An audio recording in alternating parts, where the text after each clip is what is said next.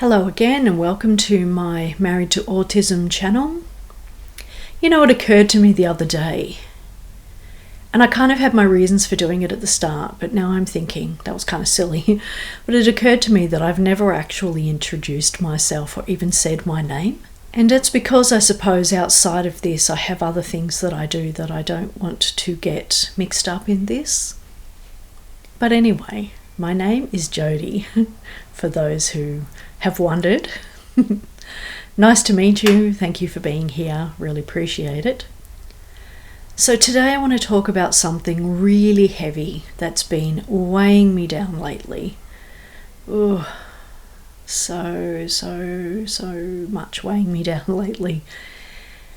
And that is how alone I feel, how lonely I am, how I spend 99% of my life. I'd probably exaggerate on that percentage, I'll just put that out there. Alone, without conversation with anyone. And it's curious because most people wouldn't know this about me. Like, I'm making a YouTube channel. You feel like maybe that's putting it out there. And I do have some conversations with people in the comments. But largely outside of this, in every which way you can imagine, I am alone. So I'm going to give you the rundown of all the multiple ways that I am alone. Firstly, friendships.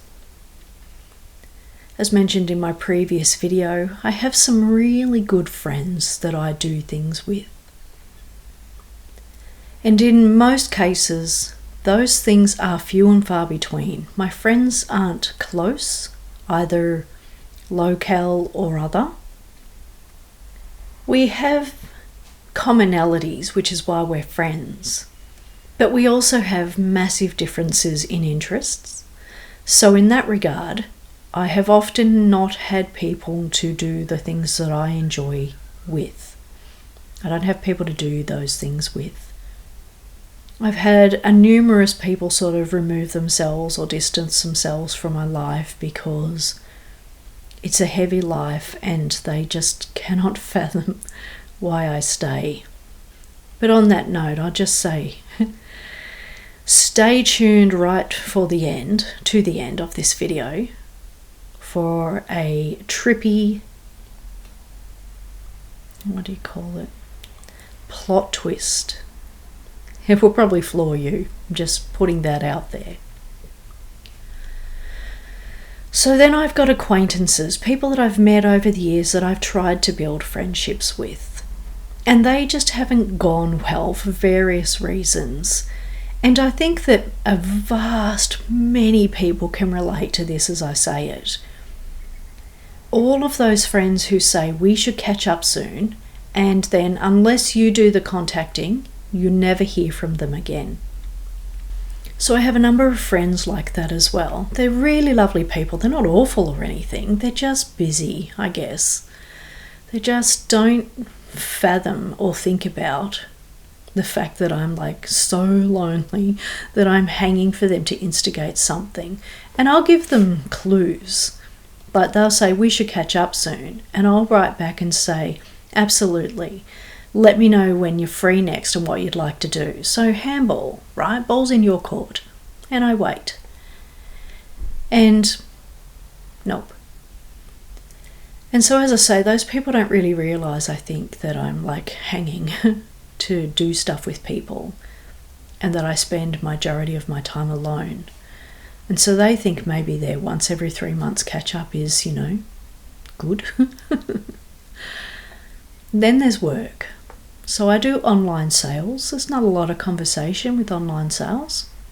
Have the odd email chat with some customers and things, but it's obviously not deep, nothing personal. It's not a friendship per se, even though, again, these people are really lovely. And the salon, I get to have the odd conversation, mostly with the nail clients. And my speciality with the nail clients is remembering all of the bits and pieces they tell me so that when they come in next time I can ask them, how's such and such going and how's that thing, and And they really like that. It makes them feel heard. But when it comes to facials, obviously there's very little chatter. But also because business isn't booming, I can go days without a customer, and so days without any conversation. And then there's social media. Oh man, I think the biggest killer of egos ever. Because in a world and a place where being seen matters, not being seen hurts. And I'm not the only one, obviously. There are plenty of people on social media who, for the most part, are unheard and unseen. You know, you'll get people with like millions of followers, millions of comments, millions of subscribers. And then there's me. Get out your little violins, people. And I mean, I feel stupid even saying it. I feel ridiculous. I feel like a loser. I have a few YouTube channels, none of which are doing well. A number of social media platforms, none of which are getting much interaction. So I'll put something out there, have no replies all day, maybe a like or something. And again, I'm talking to myself and I feel really lonely. And I kind of get to the end of the day and just think, oh man, I had no conversations with anyone. And people, as I said, they don't know this. They're really largely unaware that I go days and days and days without conversation, without talking to anyone. I do have my children, and one of them will come and talk to me at the end of a night after work, but that's mostly him talking about him. He's on the spectrum, you know, it happens. Then I've got my other son who lives with us, who isn't on the spectrum, and he's really moody. How's your day? What have you been up to? You know, not getting a lot of interaction from him. He mostly comes out and says, what's for dinner? So, yeah, all up in general, my life is relatively lonely. I spend most of it alone. And here's the plot twist. So I made that video the other day saying that my husband got a little bit tipsy and wanted sex, which is incidentally a reason why I don't like him drinking, because he gets tipsy and then tries to, you know, becomes Octo-Man. Anyway, before all that happened, just in the early days of the bath when he was just starting to drink, and he was talking about how it's been umpteen months since we last had sex, and it floored me that he remembered, as a matter of fact. It floored me that he knew how many months ago it was. And he knew the occasion, which I can't even remember the occasion. Terrible. Anyway, not the point. He says, are you gonna leave me because we're not having sex? So he's asking me if I'm gonna leave him because the sex is gone, dried up, shriveled old prune that it's become. And I said to him, no, I don't have any plans and any near future plans to leave you. And he said, why? And I said, because you're my closest friend.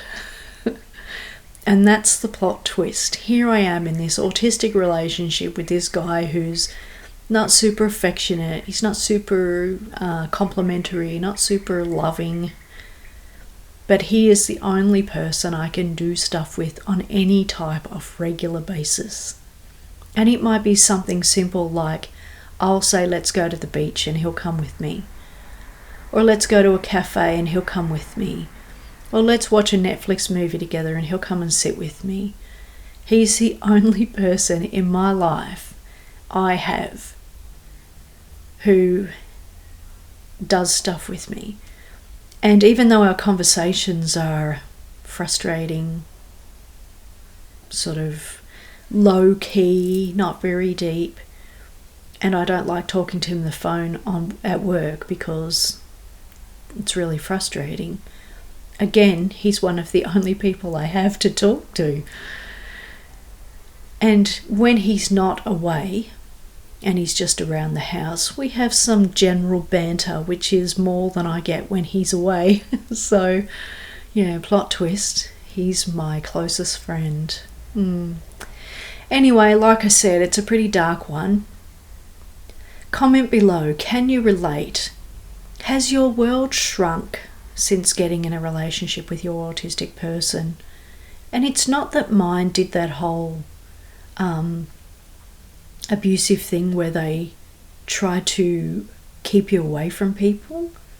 He wasn't actively trying to do any of that. It just randomly happened. And I didn't even really know it was happening until you kind of look back and you look around and there's nobody there and you're like, damn, what'd I say? What'd I do? So, yeah, comment below. Can you relate? Your world has shrunk. Are you in the same boat as me where life is relatively lonely and friends are few and far between and you feel invisible and unheard? I know, it's dark. I feel bad for saying it. I contemplated whether I put it out there or not because it just is so pathetic. Sorry. I know I shouldn't speak awful about myself like that and use such language to describe myself and my life, but I do feel a bit ridiculous. Anyway, comment below, can you relate? And thank you for taking the time to watch this video. I really do appreciate it.